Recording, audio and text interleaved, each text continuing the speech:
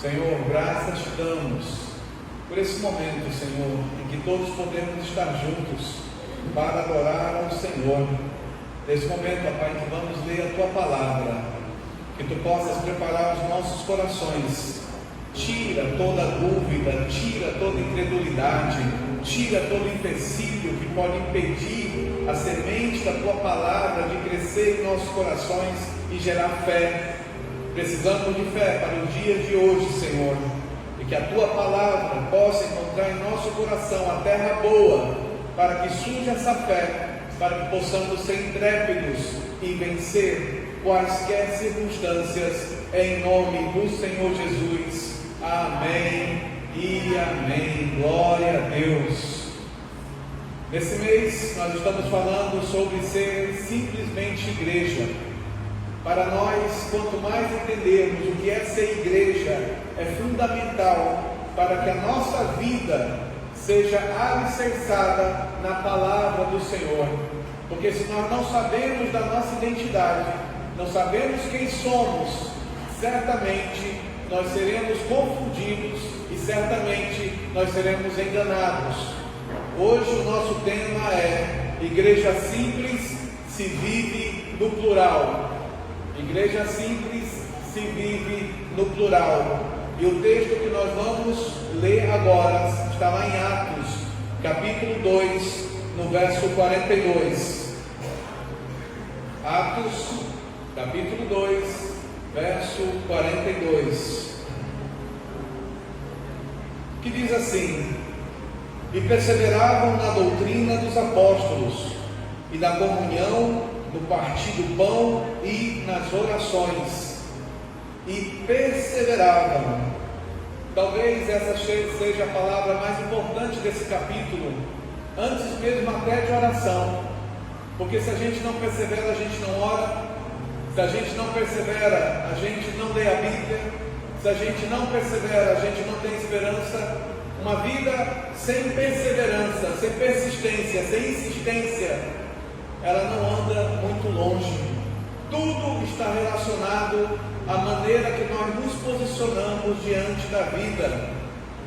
E esse texto ele é bem interessante, porque ele fala assim: e perseveravam na doutrina. O que é doutrina? Ensinamento da palavra. Os apóstolos que andaram com Jesus, eles ensinavam a Bíblia, eles ensinavam a palavra. Essa é a doutrina, é ensinamento. E perseveravam no ensinamento da palavra. Se nós não perseverarmos em ler a Bíblia, a nossa vida vai ser fraca. Não importa o que aconteça, não importa o que a gente faça, sem a palavra como alicerce de nossas vidas, nós teremos uma vida cristã fraca. E talvez essa seja a dificuldade da maioria dos cristãos, porque não entende o que é igreja, não entende o que é a vida, não entende o que são as circunstâncias, e porque não entende isso, se abala com quaisquer coisas. É por isso que eu gostaria que você abrisse a sua Bíblia também, em Mateus capítulo 14, dos versos 22 a 36. Vamos entender sobre igreja a partir desse texto, que para mim é um dos textos mais maravilhosos da Bíblia, e ele tem tudo a ver com igreja. Mateus capítulo 14, dos versos 22 a 36.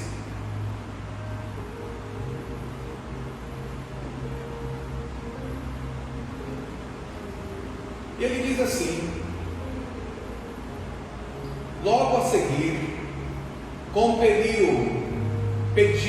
mandou Jesus e os discípulos a embarcar e a passar adiante dele para o outro lado, enquanto ele despedia as multidões.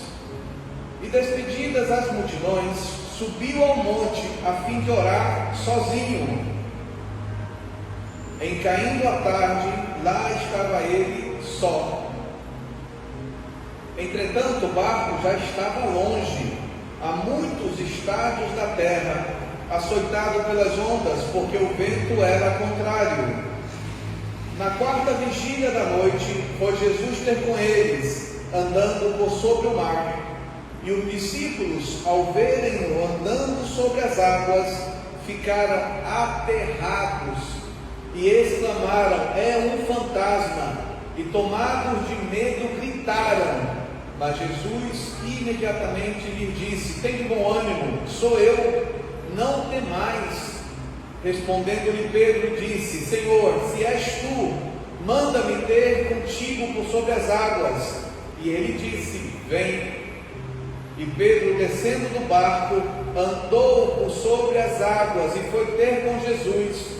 Reparando, porém, na força do vento, teve medo e, começando a submergir, gritou: salva-me, Senhor! E prontamente Jesus, estendendo a mão, tomou-o e lhe disse: homem de pequena fé, por que duvidaste? Subindo ambos para o barco, cessou o vento. E os que estavam no barco o adoraram, dizendo: verdadeiramente és filho de Deus. Como eu posso pensar em igreja a partir desse texto? Como eu posso aprender sobre igreja entendendo sobre esse texto que mostra Jesus, ele falando com a multidão, falando com gente? E esse é um ponto muito importante para nós. Igreja é gente, nós somos gente. Igreja não é a parede, igreja não são tijolos, igreja é gente. A igreja é formada de pessoas. Se nós não amamos pessoas, nós estamos com um problema em relação à vontade de Deus, porque a vontade de Deus é que todos sejam salvos. É o que a Bíblia diz, porque Deus é amor e todo aquele que ama é nascido de Deus. Então, um sinal de que a nossa vida reflete Deus é quando a gente ama os outros. Amar os outros, amar aos outros é um sinal de que nós estamos aprendendo a essência da vida cristã. E eu não posso amar o outro sem me importar com a vida dele, não no sentido de fofoca, mas no sentido de cuidado. Senhor, hoje eu vejo que faltou pessoa tal, visita essa pessoa, Senhor. Ah, Senhor, eu estou sabendo que fulano está enfermo, visita essa pessoa. Ah, Senhor, eu estou sabendo que tal pessoa está passando por dificuldade. Senhor, visita, ajuda a vencer aquela dificuldade. Uma pessoa que ama, ela intercede pelos outros. Jesus, ele disse para os seus discípulos: entrem no barco e passem para mais adiante. E ele ficou falando com as pessoas, porque Jesus sempre se importou e sempre se importa com as pessoas. Não há igreja sem pessoas. Não existe vida cristã em que a gente não se relacione com pessoas. Mas a vida cristã, ela só tem sentido nas nossas vidas se nós começamos a prestar atenção uns nos outros. Se nós não prestamos atenção uns nos outros, nós estamos nos tornando egoístas. E esse é o espírito desse mundo, é o espírito egoísta, é o espírito solitário, é o espírito que é cada um por si, e cada um vivendo a sua vida. E isso não é ser igreja. Igreja é nós entendermos que somos gente, e como gente, todos nós estamos vivendo a vida. E a vida aqui nesse texto, ela é representada pelo barco. Nesse barco, os discípulos de Jesus estavam lá. Tinha Mateus, que era o mais rico dentre eles. E Mateus estava dentro do barco. Tinha os sócios, Tiago e João, que tinham uma empresa de pesca, e eles estavam dentro do barco. Tinha os outros sócios, Pedro e André, que também eram empresários e estavam dentro do barco. Tinha um carreirista político, Judas Tadeu, que estava ali dentro do barco, representando praticamente todas as áreas da sociedade, estavam dentro daquele barco. Mas todos eles estavam sofrendo pela mesma agitação do vento. Todos eles estavam passando pela mesma dificuldade, porque o maior mal do ser humano é comparar um com o outro. Ah, com certeza a vida de Pedro é melhor do que a minha. Com certeza a vida de João é melhor do que a minha. E Jesus, quando manda eles para o barco, Jesus está dizendo: vocês vão ver que todos estão vivendo as mesmas lutas de maneira diferente. Nós só a minha vida é assim, só a minha vida tem ventania, só a minha vida tem dureza, só a minha vida tem esse mar agitado. Todos estavam dentro do barco. A gente esquece que as outras pessoas também têm suas lutas. A gente esquece que as pessoas têm as suas famílias. A gente esquece que as pessoas têm as suas contas. A gente esquece que as pessoas têm os seus desafios, e para cada pessoa é um desafio diferente. Não subestime a dor do outro, porque você acha a sua maior do que todas as dores. É que nem determinados teólogos, que você começa a conversar, e eles dizem: porque eu expulsei o maior demônio de todos. Então você expulsou o próprio Lúcifer, porque é o chefe dos demônios, era o maior de todos. E tem gente que age assim na vida particular também, porque a minha dificuldade é maior do que a dificuldade de todo mundo. Só a minha dificuldade dói, só a minha dificuldade tem que ter pena, só a minha dificuldade tem que ter choro, porque ninguém tem uma dificuldade igual a minha. Isso é mentira do diabo. Todos nós sofremos. Uns demonstram mais, outros demonstram menos. Uns realizam mais, outros realizam menos. Mas na grande realidade todos nós estamos no mesmo barco da vida. E nesse barco da vida as reações são distintas. Aí você diz: porque Jesus não passava por dificuldade, por isso que ele não entende a natureza humana, por isso que ele não entende a dor humana. Mentira! Isso é outra mentira do diabo, porque a Bíblia diz, olha o que a Bíblia diz, no versículo 23, e despedindo as multidões, subiu ao monte a fim de orar. Ele falou com as pessoas, e depois de ele falar com as pessoas, ele foi orar. Jesus tinha uma vida de oração. Talvez sejam dois pontos muito importantes das nossas vidas: falar com os outros e orar. A gente está se isolando cada vez mais, não se fala mais com os outros, não se conhece mais os vizinhos, não se conhece mais as pessoas, estamos nos isolando, estamos desconfiando de todo mundo e não queremos mais ter uma vida social, uma vida conhecendo pessoas. E o pior de tudo é que muitas vezes a gente não entende que não importa a pessoa que você conheça, não importa a pessoa com quem você tem que ter contato, você sempre tem que orar para que Deus te guarde depois desse contato, porque você não sabe a influência que essa pessoa deixou na sua vida.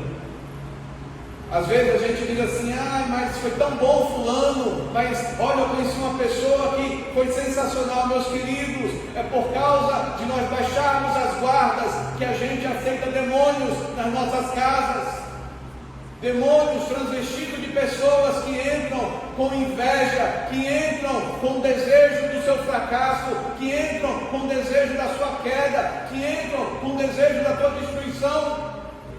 E a gente, com o desejo de ser uma pessoa sociável, muitas vezes o Espírito Santo está tocando no nosso coração e dizendo: cuidado, não mostra tudo da tua vida, não conta tudo da tua vida, não revela tudo, porque se você fizer isso, essa pessoa tem um demônio que vai tentar infiltrar na tua casa para dividi-la, para te quebrar, para te destruir. São inúmeras as pessoas que nos pedem oração: pastor, não sei o que está acontecendo comigo, a minha vida estava indo tão bem, mas de repente veio uma agitação, veio um problema que eu não sei de onde surgiu. E a gente pergunta: entrou alguém na tua casa? Pastor, isso é superstição, isso é bobagem. Claro que não vai acontecer nada porque a minha casa é blindada. Meus queridos, vivemos uma guerra espiritual, vivemos uma luta espiritual, e muitas vezes a gente faz que nem o rei Ezequias. O rei Ezequias chegou um povo lá para olhar a cidade, olhar a casa dele, o palácio, e o rei Ezequias mostrou tudo. E o profeta foi até o rei Ezequias e disse: o que você fez? Ele disse: eu mostrei tudo. E o profeta repreende o rei Ezequias dizendo: o que você fez foi errado. Você não pode revelar todo o teu coração, você não pode revelar todas as tuas estratégias, você não pode revelar toda a tua vida, porque nem todo mundo tem a visão do teu crescimento como Deus tem.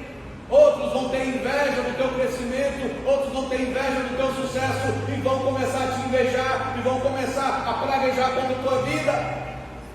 Porque você mostrou toda a tua casa, Ezequias, você vai perder tudo.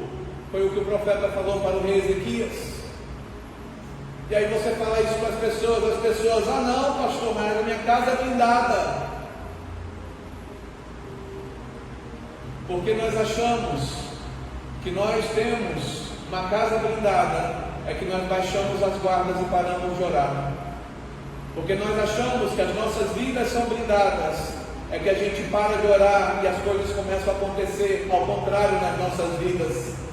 Aqui você vai ver que Jesus teve contato com pessoas porque ele amava pessoas, mas após ele ter esse contato, ele orava: Senhor, que essas pessoas se voltem a Ti, que essas pessoas se arrependam, que essas pessoas conheçam o Teu caminho, e mais do que tudo, Senhor, me guarda de qualquer influência negativa por trás dessas pessoas, para que não sabotem a minha vida. Não é medo, é prudência.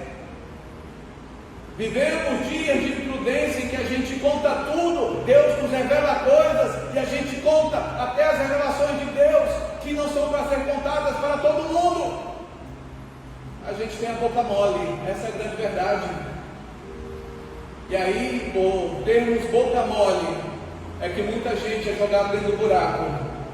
A Bíblia diz que José, ele foi jogado dentro de um buraco, não porque ele tinha sonhos, mas porque ele falava demais. Quantos de nós hoje estamos caindo em buracos, sendo jogados em buracos, porque a gente não tem a discrição, a gente não consegue guardar determinadas coisas entre aqueles que estão na mesma sintonia, estão no mesmo ritmo, estão na mesma visão, mas conta para todo mundo, e esse todo mundo vai tentar sabotar o teu sucesso, vai tentar sabotar a tua vida. Jesus orava mais do que qualquer um de nós, e a gente quer ter a vida blindada sem oração. A gente quer ter a vida blindada sem fazer o mínimo que Jesus fazia, que era orar o tempo todo. E aí a gente diz: não, na minha casa o mal não toca, na minha casa o mal não entra. Mas se você convidar, entra. Se você permitir, entra. Quantas pessoas, quando escuta que a gente está tendo um mínimo de sucesso, no coração dela já surge a inveja, já surge a dor do crescimento do outro, e já começa a praguejar: ah, porque essa pessoa não merece ter isso, quem merece sou eu. Meus queridos, não sejamos ingênuos. Quantas vezes a gente dá as armas das nossas vitórias na mão dos nossos inimigos, para que eles usem essas armas contra as nossas vidas?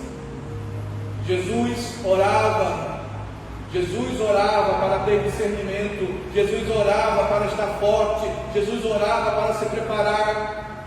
Mas mesmo ele orando, esse tempo que ele orou, olha o que o texto diz: a fim de orar sozinho. Nem sempre a gente vai estar orando junto, às vezes a gente vai estar orando sozinho, às vezes a gente vai estar orando juntos, mas nós temos que ter uma vida de oração.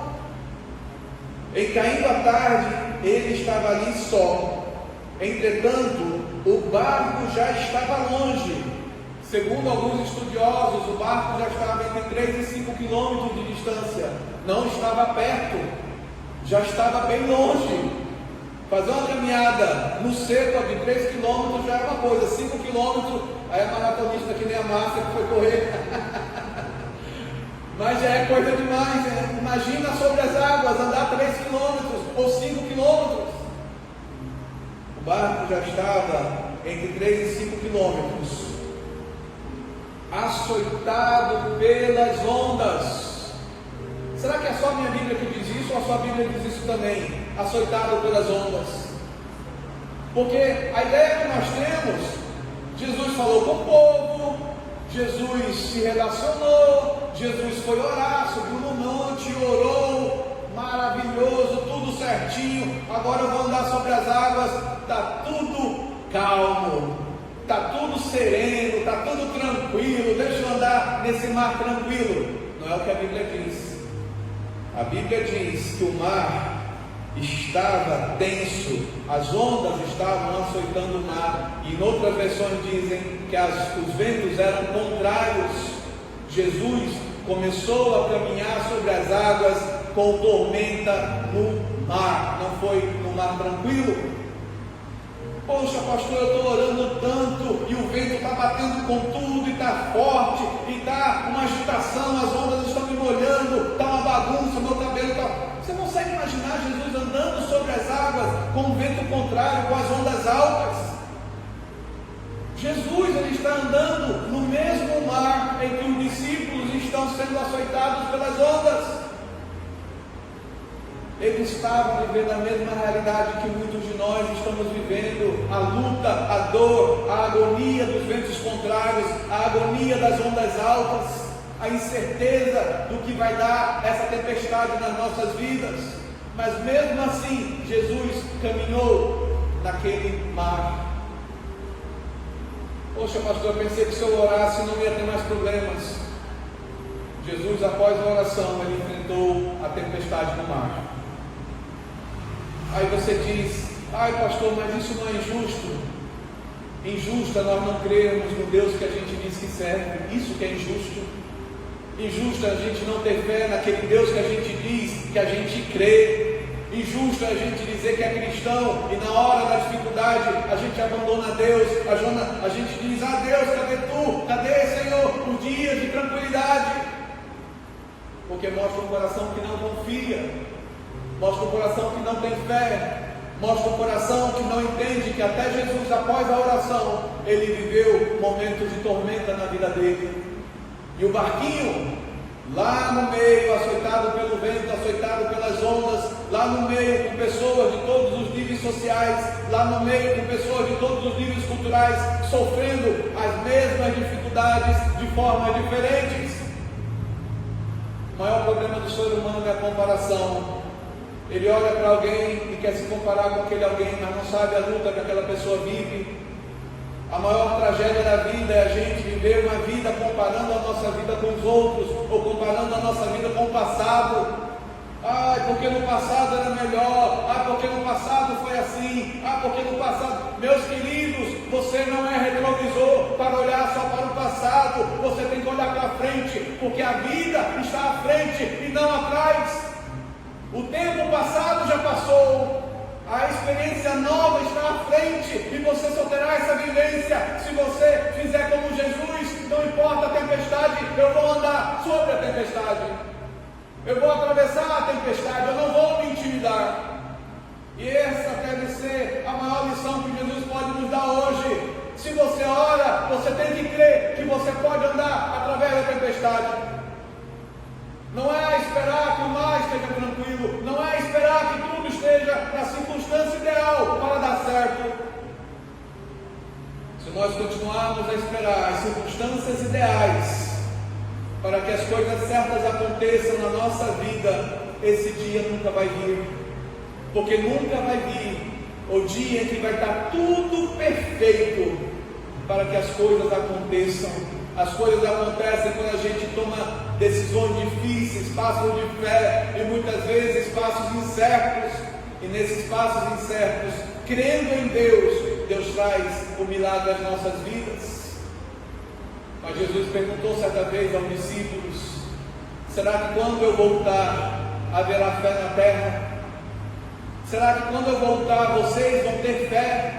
Será que quando eu voltar vocês vão estar praticando aquilo que vocês dizem que acreditam? E tudo começa na base.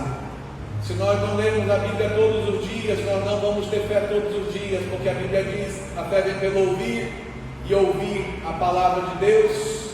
Ah, pastor, mas isso é tão básico. Esse é o problema, que nós não queremos mais fazer o básico. A gente não lê a Bíblia todos os dias e a gente não tem fé todos os dias. E porque a gente não tem fé todos os dias, nós estamos olhando o vento, olhando as ondas, olhando a dificuldade, e a gente não está tendo mais esperança para passar meio à tempestade. Até Jesus, depois de orar, ele vai andar sobre as águas do mar agitado. Até Jesus passou pela agitação. E lá dentro do barco estão os discípulos, níveis sociais diferentes, formações diferentes, mas todos estão sofrendo com a força do vento, com a força das águas. Isso nos fala muito sobre as nossas vidas. Eu estou dentro da igreja. Se eu estou dentro da igreja, eu estou tendo lutas. Eu tenho que parar de olhar para mim mesmo o tempo todo e começar a interceder pelos meus irmãos que estão em luta e eu nem sei. Quantos de nós intercedemos uns pelos outros? Quantos de nós oramos uns pelos outros? Se você é empresário, quantos de vocês oram uns pelos outros como empresários? Oram uns pelos outros como profissionais liberais? Oram uns pelos outros como profissionais de outras áreas? Porque o vento sopra em todos nós, a açoitação do vento, das ondas, vem sobre todos nós. E muitas vezes a gente diz, não, a água está batendo só em mim, o vento está batendo só em mim. E o tema hoje da mensagem, a igreja simples se vive no plural. Eu só sou igreja quando eu me importo com o outro, porque se eu estou tendo dificuldades, o outro também está tendo dificuldades, e eu tenho que interceder para que Deus dê graça, para que Deus tenha misericórdia, para que essa pessoa vença os ventos da vida que ela está sofrendo. Não somos os únicos a sofrer, não somos os únicos a ter vento em nossos rostos, não somos os únicos a ter um mar agitado nas nossas vidas. Os ventos contrários revelam o nosso caráter. Há pessoas que têm um caráter revelado diante da dor. É diante da dor que a pessoa volta a práticas antigas que já tinham sido vencidas. É na crise, é na dificuldade em que a gente descobre se a pessoa foi curada dos palavrões ou ela volta a falar os palavrões. É diante da crise ou das dificuldades que a gente volta a ver se a pessoa ela corre para Deus ou corre para outras saidinhas, outros subterfúgios, outras formas de tentar burlar o problema. É diante da crise em que o coração lá no íntimo é provado, é que o coração lá no íntimo ele revela quem é. Por isso que a Bíblia diz, muitos são chamados, mas poucos escolhidos, porque a essência dos poucos é aquela que vai viver a tempestade. Eu não sirvo a Deus porque eu espero um mar tranquilo. Eu sirvo a Deus porque eu sei que Ele pode me fazer passar em águas tempestuosas. Eu sirvo a Deus porque eu sei que Ele pode fazer milagres e Ele pode mudar minhas circunstâncias. Eu não sirvo a Deus porque eu estou esperando que a minha vida cristã seja um supermercado, em que eu chego ali na gôndola e eu escolho o que eu quero para a minha vida e tudo vai ser tranquilo. Não é um faz de conta. Eu sei que se Jesus andou sobre águas tumultuadas, que eu também vou passar por águas tumultuadas. Mas eu quero ter a coragem que Jesus teve, mesmo diante do vento, mesmo diante das ondas, ir ao encontro daqueles que estavam precisando de ajuda e ajudar. Porque a prosperidade que Deus nos dá não é uma prosperidade para a gente esfocar e ocultar e guardar e dizer como aquele homem que Jesus fala: alma, se satisfaça, se preencha, porque nós já armazenamos demais, já fizemos demais, e hoje você pode sossegar. E Jesus ele diz: louco, essa noite pedirão a tua alma, e o que tens, para quem será dado? A essência da bênção que Deus nos dá não é só para nós armazenarmos, é para nós multiplicarmos, e nessa multiplicação alcançarmos pessoas que podem ser abençoadas também.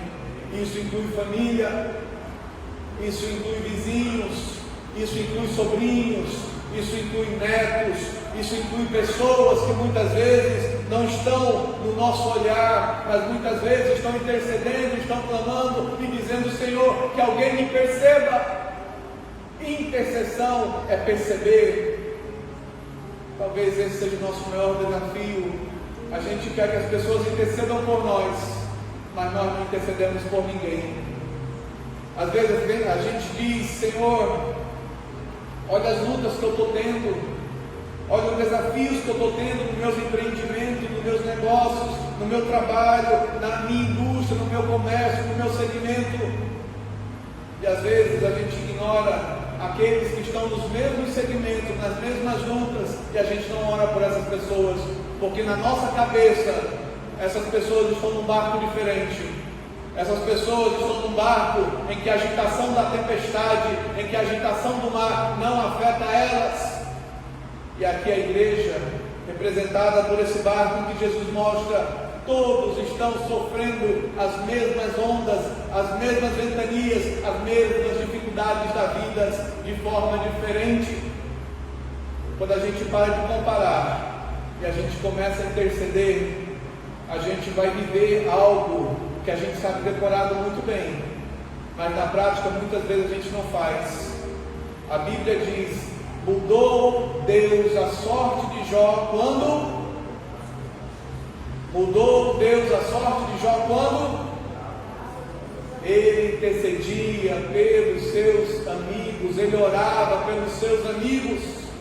Talvez alguma das nossas sortes hoje seja transformada, seja mudada, quando a gente tirar o foco de nós e intercedermos pelo outro, que Deus está colocando no nosso coração, dizendo: ora por fulano, ora por ciclano, ora por aquela pessoa, porque você já passou por isso, e você sabe a luta, você sabe a dificuldade. Interceda, demonstre amor, demonstre que você é igreja, e que você não é uma ilha isolada. Não somos chamados para sermos ilhas isoladas, mas somos chamados para ser continentes, em que as nossas vidas, a nossa influência, o nosso impacto vai transformar outras vidas. E aí Deus vai continuar nos prosperando, Deus vai continuar multiplicando, e vão vir circunstâncias em nossas vidas, recursos em nossas vidas que a gente nem imaginava, e vão vir de lugares em que a gente não imaginava. Contadores vão ter ideias e vão dizer: olha, eu olhei aqui e descobri que você tem algo a receber. É a melhor alegria para todo aquele que tem um negócio. Oh Deus, faz para me lembrar que tem algo a receber e não a pagar. Mas a Bíblia diz que aqueles que estão em paz com Deus, Ele faz até que os seus inimigos fiquem em paz com Ele. Isso está em Provérbios. A questão é: estamos em paz com Deus? Estamos realmente em relacionamento com Deus, em confiança com Deus? Estamos realmente crendo que esse Deus que a gente diz que serve, Ele vai mudar a nossa sorte, Ele vai nos dar graça, Ele vai fazer milagres, independente da tempestade? Às vezes a gente não crê nisso. A gente está com muito medo, a gente está muito inseguro. Como vai ser o meu futuro? E nós estamos falando de pessoas que a grande maioria que estava dentro daquele barco eram pescadores, pessoas que sabiam que era pesca, que sabiam que era ventania, que sabiam que era onda agitada. Isso fala conosco sobre experiências. Quantos de nós já passamos por experiências nas nossas vidas e superamos essas experiências, e hoje é para a gente estar mais forte, é para a gente estar mais seguro, e hoje a gente passa muitas vezes por situações mais frágeis do que aquelas pesadas que vivemos, e a gente reclama mais, e a gente murmura mais, e a gente se torna mais incrédulo do que aquela circunstância que foi muito mais difícil. A gente está tropeçando em pedrinhas, escorregando em areia, se afundando em lugares improváveis para se afundar. Quantos de nós estamos nos metendo em crises desnecessárias? Quantos de nós estamos entrando em lutas desnecessárias? E muitas vezes nós somos aqueles que aconselhamos os outros, dizendo: escolha as suas guerras, mas a gente mesmo não escolhe as guerras. Quantos de nós muitas vezes falamos: olha, aprenda a ter prioridade e não vá saindo tentando apagar todos os incêndios. E quando a gente olha, a gente está tentando apagar um fogaréu de incêndios e não tem prioridades na vida. Eu sempre falo, e é algo que eu estava conversando até um pouco antes lá com o Arnaldo Júnior, hoje atrás, e ele me falou uma coisa interessante. Ele disse assim: será que quando a gente aposentar, a gente vai continuar essa agitação da vida. E a gente estava conversando, eu disse para ele, sabe qual que é o problema? O problema não é a gente se aposentar, o problema é a gente ter equilíbrio, porque a gente anda tão acelerado, que no momento que Deus nos dá paz, a gente continua acelerado, e a gente não sabe desfrutar da paz que Deus nos dá, e a gente vive acelerado até na paz, a gente vive na angústia até na paz, a gente vive naquele sentimento de fim do mundo, mesmo nos momentos de paz. O Paulo e a Larissa estão abrindo a casa deles para a gente ter um momento de comunhão lá. E tem gente que está tão agitada na cabeça, que diz, mas eu tenho tanta coisa para fazer, como no pleno carnaval? O que você tem para fazer no feriado? A não ser ir na casa do Paulo e da Larissa, pelo amor de Deus. Relaxa, aprenda a desfrutar um pouco mais a vida, porque Deus dá momentos de bonança. Nem todos os momentos são de tempestade, nem todos os momentos são de luta, mas nós andamos tão acelerados que até nos momentos de paz a nossa cabeça está como se fosse um momento de luta. A gente tem que aprender a descansar no Senhor. A palavra do Senhor diz, vinde a mim todos que estão cansados e sobrecarregados, e eu vos aliviarei. Talvez esse seja o versículo que a gente tem que tatuar na nossa alma, colocar lá na nossa mente, colocar marcada ali, para sempre a gente lembrar, vinde a mim, vinde a quem? A Jesus, vá até Jesus, porque é Ele que está dizendo, vinde a mim, todos que estão cansados e sobrecarregados, e eu vos aliviarei. Você já tentou comprimido, você já tentou ginástica, você já tentou psicólogo, você já tentou psiquiatra, você já tentou de tudo, mas falta você ir para Jesus, que é Ele que dá descanso. É o básico, e a gente se afoga no básico, a gente não faz mais o básico. E olha que interessante o texto. O texto diz, na quarta vigília da noite, entre 3 e 6 da manhã, foi Jesus ter com eles, andando por sobre o mar. E os discípulos, ao verem andando sobre as águas, ficaram aterrados e exclamaram, é um fantasma. Na nossa vida é mais ou menos assim. Quando Deus chega até nós para nos fazer um milagre, a gente grita, é um fantasma, é assombração, isso é um demônio, isso é o capeta. Meus queridos, se a gente não consegue discernir o que é Jesus e o que é o demônio, algo está errado em nossas vidas. Pastor, como é que eu sei discernir isso? Um demônio nunca vai te chamar de madrugada para orar. Ele não vai te acordar um demônio, aí, acorda aí, ó Francisco, para você orar, interceder pelos seus irmãos, interceder pelas pessoas. O diabo nunca vai fazer isso. O diabo nunca vai chegar e dizer assim, Larissa, ó, começa a jejuar porque está precisando de jejum. O demônio nunca vai fazer isso. O demônio nunca vai nos fazer coisas que vão nos tornar mais fortes espiritualmente. E às vezes Deus nos desperta, às vezes Deus coloca sentimentos em nosso coração e a gente fica com dúvida, será que isso é de Deus? Pelo amor de Deus, você está gritando que nem os discípulos, é um fantasma, é o demônio que está me mandando orar, é o demônio que está me mandando jejuar, olha, você não sabe o que está acontecendo, eu estou sentindo vontade de ler a Bíblia, é o demônio que está me incentivando a ler a Bíblia. Isso é mentira. Se nós não conseguirmos discernir o básico, a gente vai estar que nem os discípulos, é um fantasma. A gente vai estar gritando, estando com medo diante das circunstâncias em que Jesus vai estar próximo de nós. Jesus está próximo e o povo está pensando que ele é um fantasma. E aí a palavra diz, e tomados de medo gritaram, meu Jesus. Quantas vezes Jesus está perto da gente e a gente está gritando fantasmas, demônios, problemas, dificuldades, tempestades, e Jesus está próximo de nós. O medo nos cega, o medo nos paralisa, o medo nos rouba a paz. Mas até que ponto nós vamos continuar dando atenção ao medo?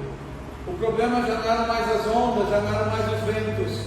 O problema agora era espiritual. Era não reconhecer Jesus, porque achavam que era um fantasma. Olha como a nossa mente é muito maluca. Olha como a nossa vida ela é um drama sem fim. E a gente tem que aprender a maturidade cristã. Ser igreja é discernir que Deus não quer o nosso mal. Ser igreja é discernir que Deus, Ele não quer o bem só para quem é da Zona Sul. Quem for da Zona Leste vai ser catástrofe, vai ser destruição. Deus não é assim. Deus é Deus de todos os lugares. Deus é Deus de todas as pessoas. Deus não é partidário. Não, porque Deus só vai olhar e responder a oração de quem é de tal ou de quem é de tal. Deus não é assim. Meus queridos, a imaturidade nossa é tão grande que chega um dia do futebol, oh Deus, que o time tal ganhe, e o outro está orando, oh Deus, que o meu time ganhe. Você acha que Deus entra nessa questão de ser partidário e dizer, olha, eu vou responder a oração do palmeirense e não do corintiano, ou do corintiano e não do São Paulino? Pelo amor de Deus, que maturidade é essa? Mas a gente pensa assim, na prática da vida a gente acha que Deus responde algumas orações, porque Ele ama mais determinado lugar, determinado povo do que outros. E aí a gente fica olhando fantasmas aonde não existem, olhando problemas aonde não existem, e a gente começa a definhar na vida.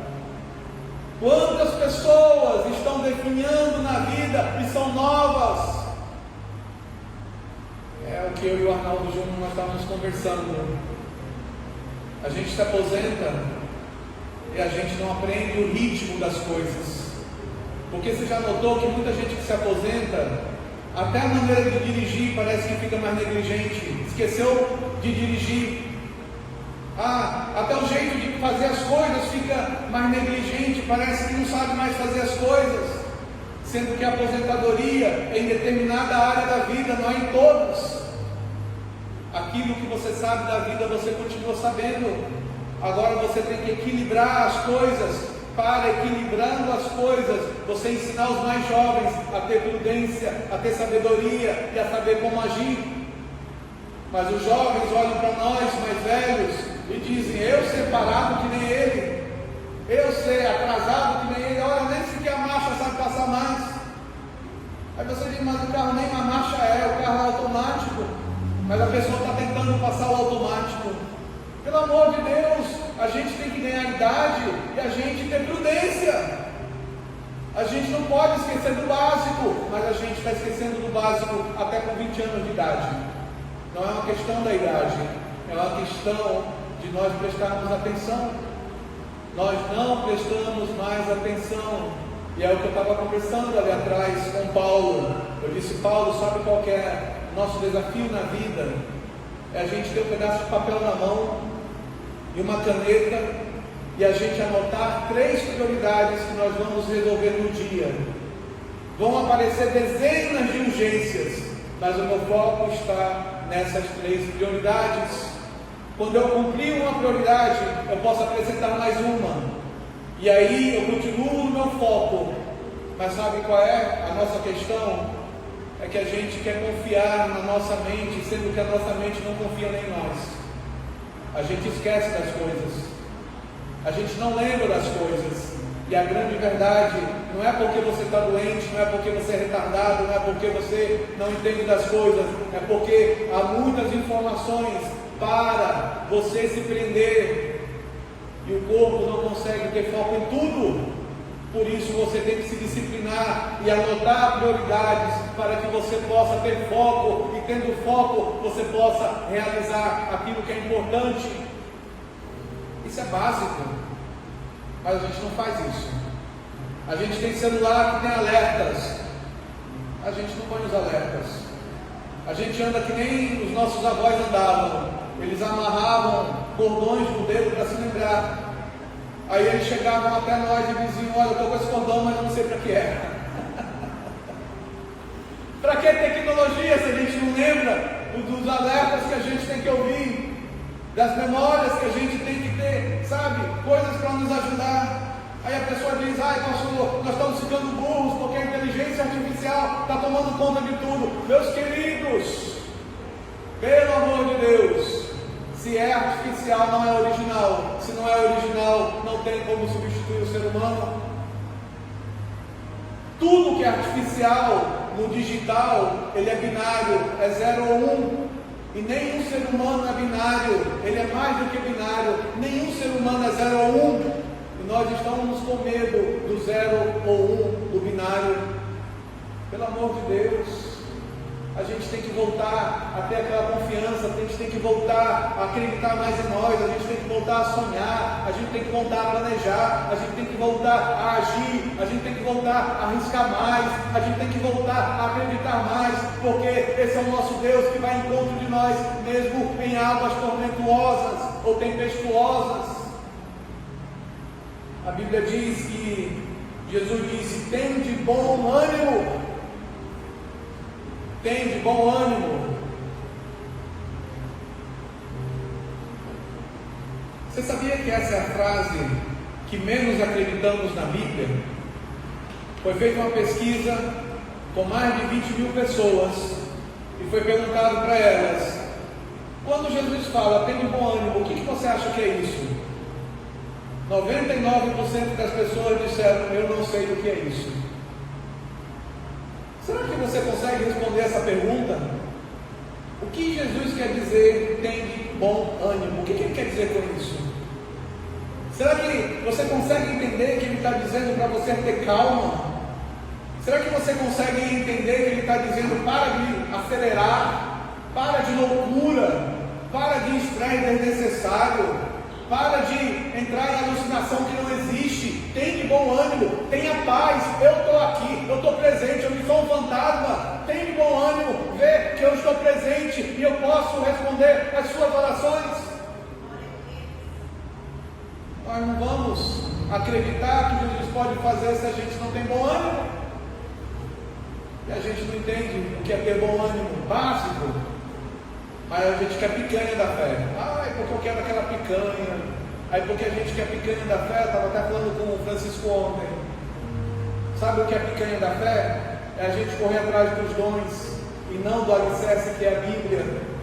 A gente vai atrás de profetas, não que eu tenha nada contra a profetas, aos dons, muito pelo contrário, eu sei, eu acredito nisso muito. Mas eu sei também que a Bíblia diz para a gente provar os espíritos, para a gente provar os dons, para a gente provar as pessoas, porque nem tudo que se fala vem de Deus.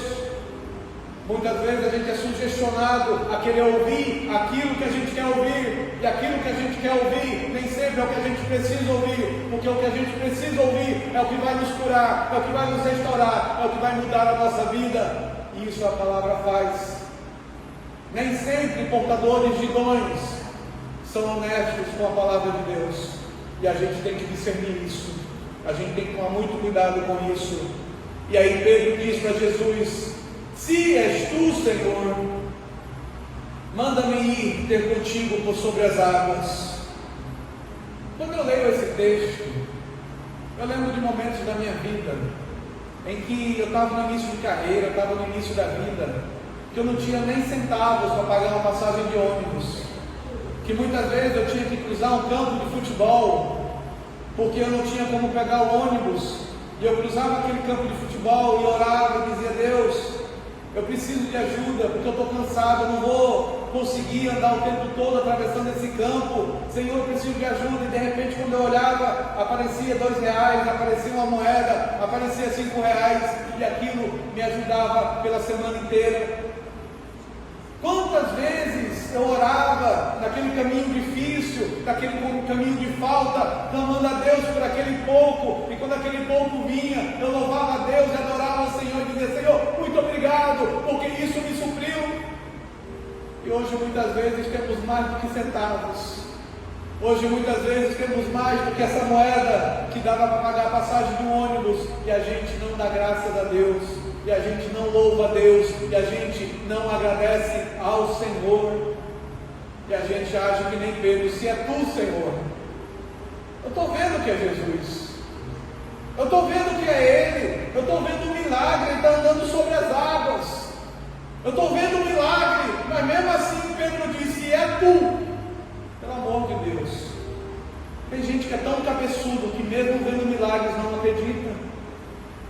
Tem gente que é tão duro de coração que mesmo vendo o poder de Deus não acredita. Pedro estava vendo um milagre na frente dele, ele estava vendo Jesus andar sobre as águas, ele estava vendo algo sobrenatural, e mesmo assim ele disse: és tu. Quantos de nós agimos dessa forma? Se és tu, Senhor, faz isso, porque a gente só vai acreditar se ele fizer aquilo, e quando ele, mesmo que ele faça, a gente vai olhar para o vento, a gente vai olhar para a força das águas, e a gente não vai olhar mais para Jesus, e a gente vai afundar. A Bíblia diz: Senhor, manda-me ter contigo por sobre as águas. E Jesus disse: vem. E Pedro, descendo do barco, andou por sobre as águas e foi ter com Jesus, reparando, prestando atenção, olhando não mais para Jesus, mas olhando para as circunstâncias. Reparando, porém, na força do vento, teve medo e, começando a submergir, gritou: salva-me, Senhor. Muitos cristãos estão hoje assim, sabendo que é Jesus, sabendo que Jesus fez milagre, sabendo que Jesus disse: vem e anda sobre as águas, saiu do barco, está andando sobre as águas, mas não está olhando mais para Jesus, não está olhando mais para Jesus, está olhando, reparando as circunstâncias da vida, reparando o que os outros estão falando, reparando o que as notícias estão dizendo, reparando o que está acontecendo ali, o que está acontecendo acolá, e não mais olhando para Jesus. E a Bíblia diz, começando a submergir, gritou: salva-me, Senhor. E olha se está só na minha Bíblia ou se na sua também está. E prontamente, Jesus saiu correndo para ajudar Pedro. É o que está escrito aí? Olha aí na sua Bíblia, olha aí no texto que está aqui atrás. E prontamente Jesus saiu correndo para ir ajudar Pedro. É o que diz? Ou diz o seguinte: prontamente Jesus estendeu a mão. Imediatamente ele estendeu a mão ou ele saiu correndo? Ele estendeu a mão, ou seja, Jesus estava perto, mas para Pedro Jesus estava longe. Quantos de nós, nas nossas vidas, achamos que Jesus está longe e Jesus está do nosso lado? A Bíblia diz que Jesus prontamente estendeu a mão, pegou a mão de Pedro e o ajudou. Na nossa cabeça, Jesus está longe. Na nossa cabeça, Jesus está muito distante. E a Bíblia diz: prontamente ele estendeu a mão e pegou a mão de Pedro. A gente se afoga nas nossas próprias descrenças. A gente se afoga nos próprios medos que a gente cria. E a gente não percebe os milagres que Deus está fazendo nas nossas vidas. E aí Jesus disse, e prontamente Jesus, estendendo a mão, tomou-lhe e lhe disse: homem de pequena fé, por que duvidaste? Isso é uma mensagem para todos nós. Não é uma mensagem só para Pedro, é uma mensagem para todos nós. Por que você duvida? Você vendo o milagre, você vendo Deus fazendo, você vendo Deus operando, por que você duvida? E prontamente Jesus, estendendo a mão, tomou-lhe e lhe disse: homem de pequena fé, por que duvidaste? Subindo ambos para o barco. Olha que interessante, esse é o ponto mais interessante. Subindo ambos para o barco, cessou-se o vento. A tempestade só parou quando eles subiram no barco. Até então estava tendo tempestade o tempo todo. Já pensou? Na nossa cabeça muitas vezes: não, Jesus agora mandou Pedro sair, está tudo tranquilo, Jesus está na tranquilidade, está tudo calmo. Estava tudo em tempestade ainda, e na tempestade os milagres estavam acontecendo. E é isso que eu quero falar para você nessa manhã. As tempestades podem estar acontecendo na sua vida, mas isso não vai parar o milagre que Deus tem para você. Isso não vai cessar o poder de Deus na tua vida. Isso não vai parar a autoridade do Senhor sobre o vento, sobre as águas, sobre as circunstâncias que podem mudar a tua vida completamente. Não pode parar. A tempestade só para quando eles entram no barco. Até então a tempestade continuava. Quantas vezes a gente já leu esse texto e nunca percebeu isso? Quantas vezes a gente já ouviu essa palavra e não percebeu isso? Que Jesus, Ele, independente de tempestades, independente de problemas, Ele faz o seu milagre acontecer. E é isso que nós temos que meditar nesse dia. Vamos ficar de pé. Nesse momento, curva a sua cabeça e comece a orar. É algo tão importante nós orarmos, dizendo: Senhor, me perdoa. Me perdoa se eu estou olhando mais para o vento, me perdoa se eu estou olhando mais para as ondas, me perdoa se eu esqueci daquele Deus que me deu moedas para pagar passagem de ônibus, que me supriu naqueles momentos em que eu nem imaginava, e quanto mais está me suprindo hoje. Deus não parou de prover, Deus não parou de ser Senhor, Deus não parou de nos ajudar, Deus não parou de fazer milagre em nossas vidas. O que está acontecendo é que nós tiramos o olhar de Jesus, nós tiramos os olhos de Jesus, e porque tiramos os olhos de Jesus, começamos a afundar. Se estamos afundando hoje, estamos afundando porque os nossos olhos não olham mais para Jesus. Oh Deus, graças te damos, ó Pai, porque a Tua palavra nos cura, a Tua palavra nos sara, Senhor, a Tua palavra, ó Pai, nos restaura, a Tua palavra, ó Pai, ela nos faz ver, Senhor, que muitas vezes a gente está reparando as ondas, está reparando a força do vento, mas não estamos reparando os milagres que Tu estás fazendo em nossas vidas. Nos perdoa, Senhor. Senhor, dá-nos a visão para olhar para Ti, dá-nos a visão para crer, dá-nos a visão para perseverar, Senhor, porque igreja é perseverança, igreja é crer no Senhor, igreja é se alicerçar na Tua palavra, igreja é ter fé no Teu poder, na Tua presença, e que Tu estende as mãos quando precisamos. Oh Deus, que a gente pare, ó Pai, de agir como se a gente fosse novo na fé, que a gente pare de agir como se nós não Te conhecêssemos, ó Pai, que a gente pare de agir como se a gente nunca tivesse tido uma experiência Contigo. Oh Pai, que haja maturidade espiritual em nossas vidas, que haja maturidade espiritual em nossas vidas, que haja maturidade espiritual no nosso falar, que haja maturidade espiritual no nosso agir, que haja maturidade espiritual nas nossas atitudes, Senhor, para que a gente possa Te glorificar, que a gente possa Te exaltar e a gente possa reconhecer a Tua autoridade sobre os ventos, sobre os mares e sobre quaisquer circunstâncias para nos fazer o bem.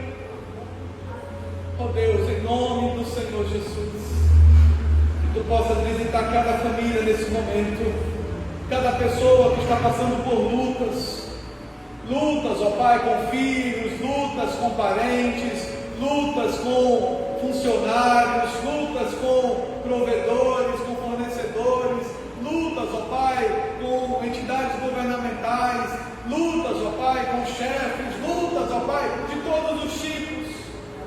Senhor, que paremos de olhar para a essência da luta e olhemos, ó Pai, para a grandeza do Teu nome, para a grandeza do Teu poder, e passemos a confiar que Tu és Deus de milagres, Tu és Deus de bonança, Tu és Deus de sossego, Tu és Deus de paz. Que haja Tua paz em nossas vidas, que essa semana resposta de orações aconteçam, que essa semana milagres aconteçam na vida do Teu povo, que essa semana testemunhos novos apareçam, que essa semana, Senhor, milagres sejam relatados em nome do Senhor Jesus. Que o amor do Pai, a comunhão do Filho e as doces consolações do Espírito Santo estejam sobre as nossas casas e as nossas vidas, em nome do Senhor Jesus. Amém e amém. Deus te abençoe.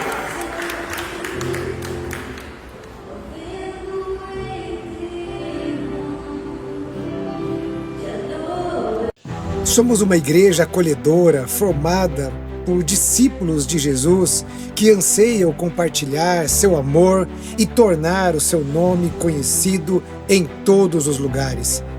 Acolhemos todas as gerações e idades porque entendemos a importância da família e as necessidades de cada fase da vida. Para isso, nossos ministérios, que por meio da graça de Deus, procuram responder os desafios estabelecidos em nosso tempo. Encorajamos a comunhão e a vida comunitária em nossos pequenos grupos. Nos encontramos semanalmente nas casas e em outros lugares para orarmos, nos conhecermos e servirmos uns aos outros por meio das nossas células.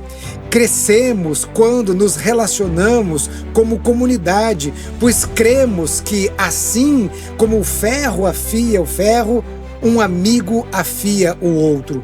Somos apaixonados pelas Escrituras e a recebemos por inteiro, como sendo totalmente a palavra de Deus, e crendo que nela encontramos todas as respostas para todas as circunstâncias das nossas vidas. Abraçamos a grande comissão e queremos a cada dia aperfeiçoar a nossa obediência ao nosso Salvador. Proclamamos o amor de Deus pelo poder do Espírito Santo com palavras e obras e temos visto a manifestação do seu poder nos presídios, abrigos, visitas aos enfermos, escolas e nas ruas da nossa cidade. Levamos o Evangelho às crianças, autoridades militares, refugiados, imigrantes, ricos, pobres, todos aqueles que estão de perto e de longe. Amamos missões. Com generosidade das contribuições da nossa comunidade, manifesta pela obediência a Cristo, enviamos missionários e plantamos igrejas em São Paulo, no interior do estado, no sertão, em todas as partes do mundo. Queremos ser sal e luz onde estamos, em todos os lugares e até os confins da terra. Acolhemos as vocações, dons e talentos dados por Deus. O Senhor da Seara chama a cada um de nós para o serviço e por isso encorajamos toda a nossa igreja a servir uns aos outros e também aqueles que ainda não conhecem ao Senhor e precisam da salvação e a transformação que somente Cristo pode dar. Não somos perfeitos, mas temos a perfeição dele como nosso alvo e acreditamos no discipulado como a maneira de tornar cada um de nós continuamente parecidos com Cristo. Queremos ser filhos que reproduzem e discípulos que frutificam. Ele nos enviou e disse: vão e façam discípulos de todas as nações, batizando-os em nome do Pai, do Filho e do Espírito Santo, ensinando-os a guardar todas as coisas que eu tenho ordenado a vocês. E eis que estou com vocês todos os dias até o fim dos tempos. Esse é o nosso propósito. Essa é a razão de sermos simplesmente igreja. Sejam bem-vindos à Batista do Povo.